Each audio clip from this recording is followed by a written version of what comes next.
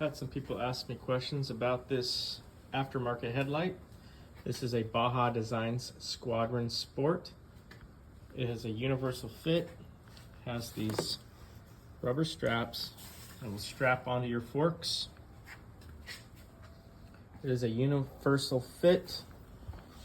It will not designate which bike it goes on, but it will go on any bike.